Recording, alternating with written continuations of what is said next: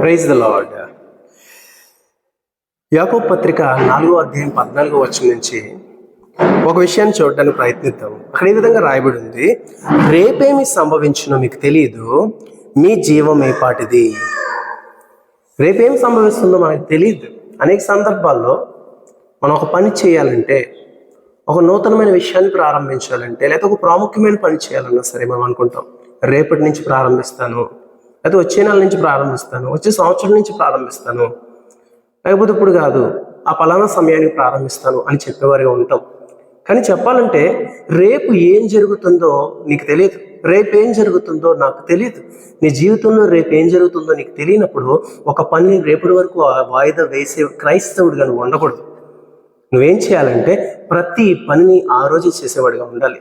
ఇంకా చెప్పాలంటే నీకు ఇవ్వబడిన ఈ రోజు 24 గంటలే నీ ఆధీనంలో ఉన్నట్టుగా నువ్వు భావించి, ఇవే 24 గంటలు నా జీవితంలో ఆఖరివి, లేకపోతే ఇవే 24 గంటలు నా జీవితంలో అత్యంత ప్రాముఖ్యమైనవి అన్నట్లుగా నువ్వు ముందుకు వెళ్ళాలి. చూసినట్లయితే మనము మన జీవితంలో అత్యంత శ్రేష్టమైన రోజు ఏదైనా ఉందంటే అది ఈ రోజు అన్నట్లు బ్రతికినప్పుడు మాత్రమే మనం దేవుని కోసము సరిగా బ్రతకగలము, దేవుని కోసము గొప్ప కార్యాలు చేయగలము, దేవుని కోసము ఎంతో దేవుని రాజ్యం కట్టడంలో మన పాత్ర పోషించగలం. రేపు రేపు రేపు అనుకునే కొద్దీ మన జీవితము ఆవిరి వలె కరిగిపోతూ ఉంటుంది. కాబట్టి ఈ రోజు అనేది చాలా ప్రాముఖ్యం ఒక క్రైస్తవుని జీవితంలో. ఒక వ్యక్తి అంటాడు, today is God's day, tomorrow is devil's day అని.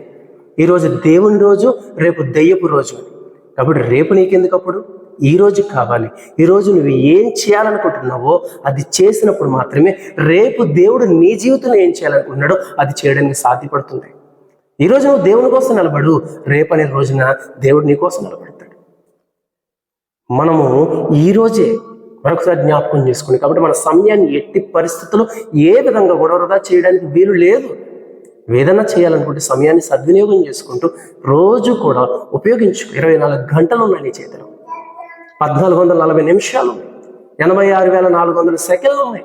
అవి వాటిని ఏ విధంగా ఖర్చు పెట్టాలి, దేవుణ్ణి ఏ విధంగా మహింపరచాలని నేర్చుకుని ఈరోజే గొప్ప కార్యాలు చేయడానికి పూనుకో. దేవుడు నీకు ఆ విధంగా సహాయం చేయనుగాక. ఆమేన్.